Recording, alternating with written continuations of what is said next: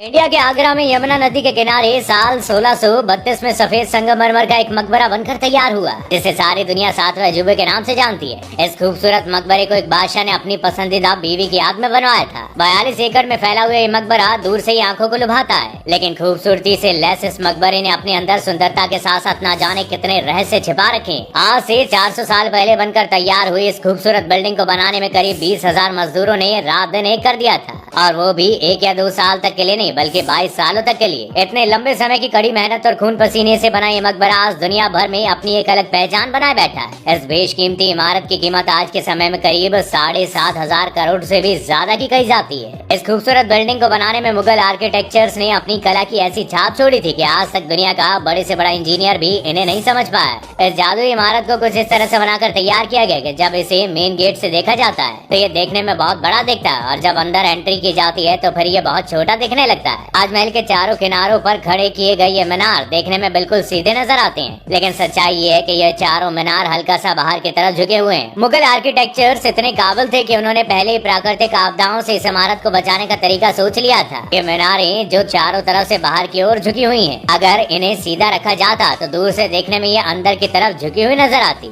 इसके साथ ही बाहर की तरफ झुके होने की वजह से अगर कभी भूकंप जैसी समस्या आती तो ये चारों मीनारें बाहर की साइड गिरेंगे और इससे अंदर खड़ी बिल्डिंग को कोई नुकसान नहीं पहुंचेगा। लेकिन इसमें आखिर ऐसा भी क्या था जिसे बनाने वालों ने इसे किसी बेशकीमती हीरे जवाहरात की तरह संभाल कर रखा था, जो इस पर एक खरोच तक बर्दाश्त नहीं कर सकते थे। दरअसल ताजमहल को जिस दौर में बनाया जा रहा था उस समय ना स्टील हुआ करती थी और ना ही कंक्रीट। ये सोचने वाली बात है कि फिर इस भव्य इमारत को किस तरह बनाया गया। ताजमहल की इमारत मोहब्बत की उस दास्तां को बयां करती है जो दुनिया के ज़हन में सालों साल में रमी हुई है। इसकी कहानी शुरू होती है साल 1607 से, जब हिंदुस्तान और पाकिस्तान पर मुगलों का बोलबाला हुआ करता था। ये दिन मुगल साम्राज्य में बहुत खास था। इस दिन आगरा फोर्ट में बहुत चहल पहल थी। पूरे महल को दुल्हन की तरह सजाया गया था। आगरा के इस किले में आज बादशाह के सबसे छोटे बेटे शहाबुद्दीन मोहम्मद खुर्रम का जन्मदिन था। ये बादशाह के सबसे लाडले बेटे थे। हर साल इनके जन्मदिन पर इन्हें हीरे जवाहरातों से तोला जाता था, लेकिन इस बार कुछ और भी हुआ था। राजा ने इनका विवाह अपने दरबार के वकील की बेटी मुमताज महल से करवा दिया था, और यहीं से शुरू होती है शाहजहां और मुमताज की अमर प्रेम कहानी। शाहजहां की 6 बीवियां थी, लेकिन उनकी नजरें सिर्फ मुमताज को खोजा करती थी। वक्त गुजरा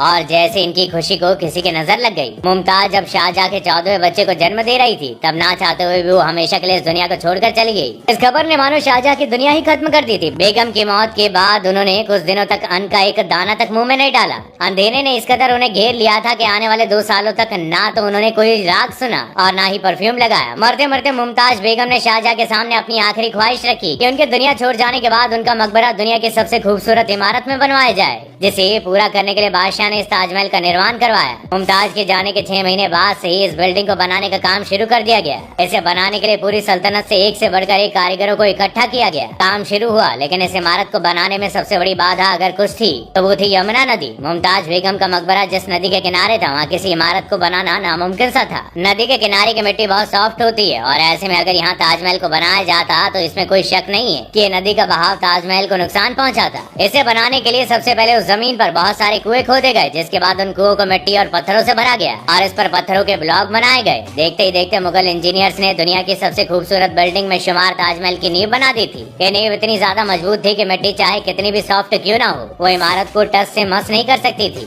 इसके बाद शुरुआत होती है एक ऐसी बिल्डिंग को खड़ा करने की कहानी आज तक जो किसी ने नहीं देखा हो। इस खास इमारत के डिजाइन का आइडिया किसी इंजीनियर का नहीं था। बिल्डिंग के स्ट्रक्चर को बनाने का आइडिया शाहजहां ने अपने बाप दादाओं की इमारतों से लिया था। बाप यानी कि अकबर के मकबरे से उन्होंने दीवारों का आइडिया लिया, और दादा यानी हेमू की दीवारों से बिल्डिंग के कोर का आइडिया लिया, और अंकल के मकबरे से डोम का आइडिया लिया गया। जब 3 पुश्तों की इस कारीगरी को एक साथ लेकर आया गया तो ये दुनिया की सबसे खूबसूरत बिल्डिंग बन गई, जिसे देख कभी आंखें नहीं भरती। आपको जानकर ताज्जुब होगा कि इस इमारत को बनाने के लिए ईंटें कहीं से मंगवाई नहीं गई थी, बल्कि करोड़ों की संख्या में मौके पर ही बेक की गई थी। इस बिल्डिंग को बनाने में शाही खजाना तेजी से घटता जा रहा था, लेकिन शाहजहां को किसी की नहीं पड़ी थी। उन्हें सिर्फ अपनी बेगम की आखिरी ख्वाहिश दिख रही थी। खबरें बताती है कि इसे बनाने में लगे हुए मजदूरों को खाना खिलाने के लिए शाहजहां ने आसपास के सभी गांवों से अनाज मंगवा लिया था। इसके बाद उन गांवों के लोगों के पास खुद के लिए कुछ नहीं बचा था। समय बीता और बिल्डिंग का स्ट्रक्चर बनकर तैयार हो चुका था। अब बारी थी इसे सफेद चमकते हुए संगमरमर से ढकने की, जिसके लिए संगमरमर आसपास के बजाय आगरा से 400 किलोमीटर दूर राजस्थान से मंगवाए गए थे। और कहा जाता है कि यहाँ मिलने वाला मकराना मार्बल दुनिया का सबसे बेहतरीन मार्बल है। शाहजहां ने ताजमहल के लिए इस पूरे मार्बल पर अपना हक जमा लिया था, और ये खास हिदायतें दी थी कि जब तक ताजमहल को बनाने का सारा काम खत्म नहीं हो जाता, तब तक व्यापारी इसे कहीं और नहीं बेच सकते। 1000 हाथियों के हेल्प से इस मार्बल को बड़ी ही सावधानी के साथ राजस्थान से आगरा लाया गया। ताजमहल पर दिखने वाला ये 40 मीटर का डोम इसकी खूबसूरती में 4 चांद लगा देता है। आज इसे बड़ी आसानी से नई तकनीकों और स्टील की मदद से चुटकियों में बना दिया जाता है, लेकिन उस समय इसे बनाने के लिए कारीगरों के पास सिर्फ टुकड़ों के पत्थर पड़े हुए थे। ताजमहल के फिनिशिंग के लिए इसे पाइट्रा, डोरा और प्राचीन कारी से डिजाइन किया गया, जिसके बाद ये महल बनकर तैयार हो चुका है। ताजमहल के बारे में ये भी कहा जाता है कि ये दिन भर में 4 बार अपने रंग बदल लेता है।